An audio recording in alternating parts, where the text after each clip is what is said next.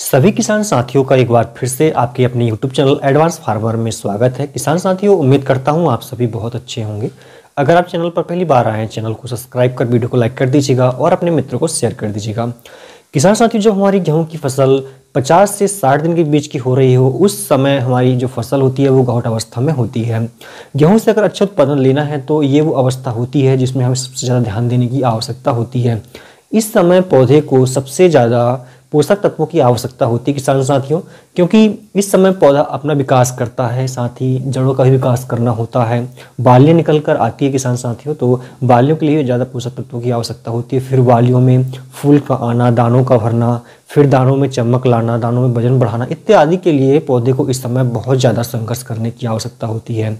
तो कुछ कृषि वैज्ञानिक इस पर कहते हैं कि अगर इस समय हम संतुलित आहार देते हैं तो निश्चित ही पौधा अपना अच्छा विकास करेगा और 30 क्विंटल तक का हमें गेहूं से उत्पादन मिल जाता है किसान साथियों।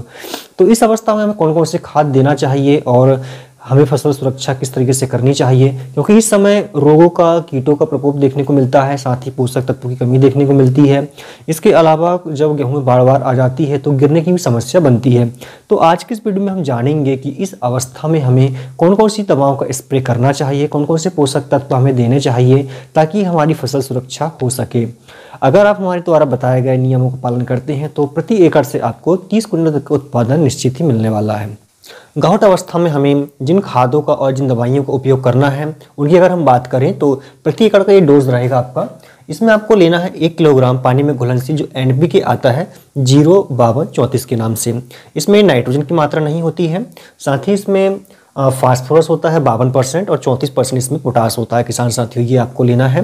इसमें नाइट्रोजन की मात्रा नहीं है, नाइट्रोजन की इसलिए नहीं रखी गई है क्योंकि इस अवस्था में हम यूरिया के माध्यम से नाइट्रोजन की पूर्ति कर देते हैं। प्रति एकड़ आपको 45 किलोग्राम जो है यूरिया का छिड़काव करना चाहिए गाहट अवस्था में। साथ ही आपको जो पानी में घुलनशील NPK बताया गया है, इसके साथ में आपको लेना है बोरान 20% वाला जो आता है किसान साथियों, ये लेना है आपको 200 ग्राम प्रति एकड़ के लिए। कोई भी अच्छी कंपनी का ले सकते हो आप जिसमें 20% बोरान हो।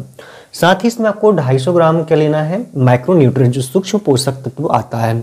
इसमें विभिन्न प्रकार के पोषक तत्व होते हैं, लगभग 16 से 17 प्रकार के पोषक तत्व होते हैं। ये आप ले सकते हैं, मार्केट में आसानी से ही उपलब्ध हो जाता है। साथ ही इसी में आपको कोई भी अच्छी कंपनी का प्लांट ग्रोथ प्रमोटर भी लेना है 400 ml प्रति एकड़ के हिसाब से। इन सभी का मिश्रण बनाकर आप 200 लीटर पानी में घोल लीजिएगा और 1 एकड़ में इसका छिड़काव आप कीजिएगा।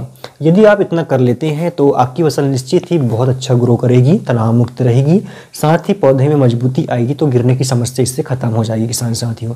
देखा गया कि सबसे ज़्यादा जो नुकसान होता है, जिन फसलों में ज़्यादा बाढ़ आती है वो गिरने की समस्या बनती है, जिससे हमारा जो उत्पादन है वो काफ़ी घट कर नीचे आ जाता है। तो आप इन दवाइयों को अगर स्प्रे करते हैं तो निश्चित ही आपका जो उत्पादन है वो ज़्यादा आपको देखने को मिलेगा। ये सारा खर्च 1000 रुपये के आसपास का है, इससे ज़्यादा खर्च नहीं है किसान साथियों। अगर आपकी फसल गाहट अवस्था में है तो इनका स्प्रे आप अवश्य कीजिएगा। उम्मीद करता हूँ जानकारी पसंद आई होगी आपको। वीडियो अगर पसंद आए तो लाइक जरूर कर दीजिएगा। धन्यवाद।